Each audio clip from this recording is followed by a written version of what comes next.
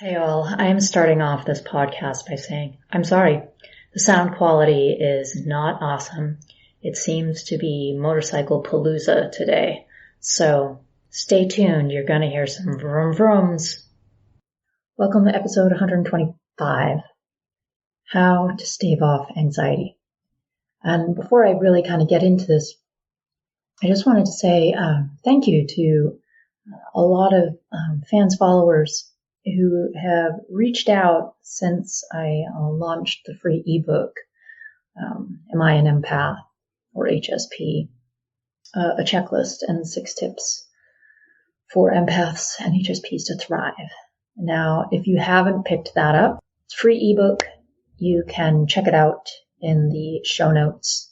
But anyway, a lot of people have reached out who have grabbed that free ebook and really start to talk about their anxiety, of kind of understanding a little bit more about who they are as a person and understanding why their sensitivity can actually cause them more anxiety, and understanding how to, I don't want to use the word control, but how to manage those feelings when you're starting to feel anxious or overwhelmed, kind of how to step back, come back into yourself, not get all caught up in that head mess.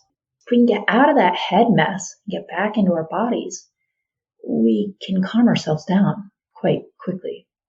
So thank you to everyone who has reached out via email and also in my free Heal Your Story Facebook group, which is designed more around reducing anxiety and for empaths and sensitives. So that link will also be in show notes if you want to join.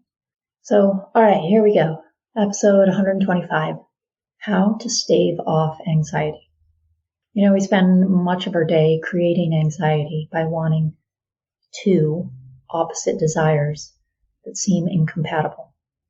When this happens, we judge ourselves and elicit guilt over at least one of the opposing desires.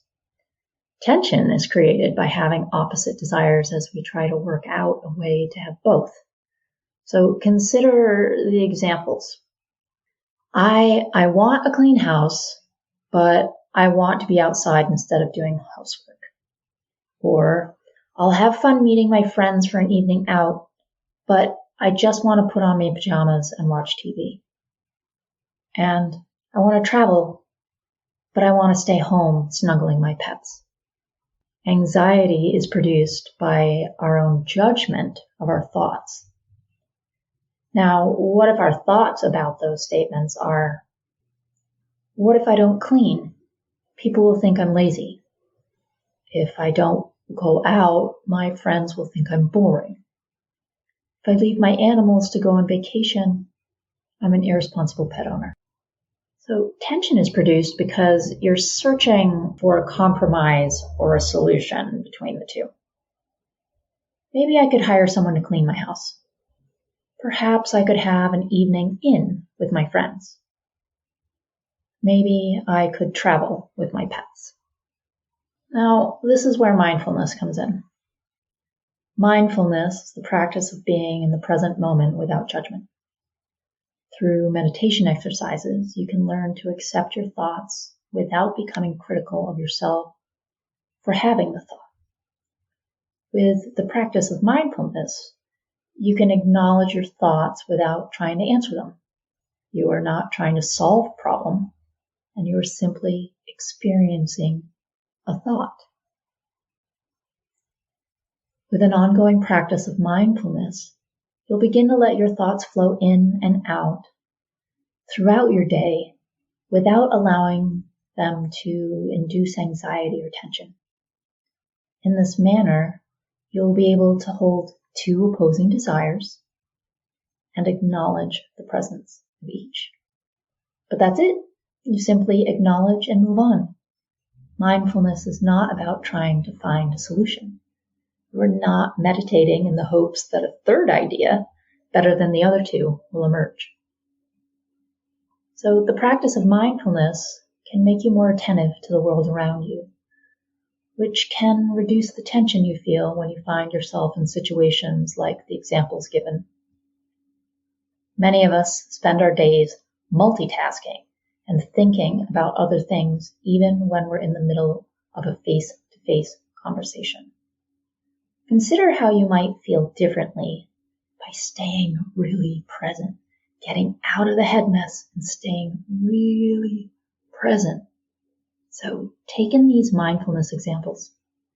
I drift into a cozy nap with the sounds of a purring cat on my lap and the soft drip of the kitchen faucet hitting the dishes in the sink. I listen to every word of my friend's trip to Italy while we eat cinnamon buns. The warm taste of cinnamon is becoming infused with her smile as she tells me about her holiday. The crunch of autumn leaves under my slippers is delightful as I carry the recycling to the curb.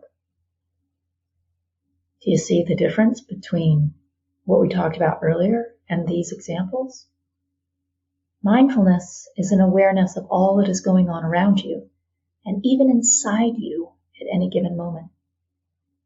A focus on the present moment contributes to our overall well-being and allows us to live a happy and positive life. And now, I'll give you an affirmation. I suggest repeating this out loud after I say it, or when you have some time by yourself.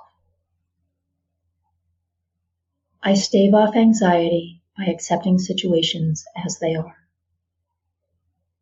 There is a sense of peace that comes from knowing what I am unable to control.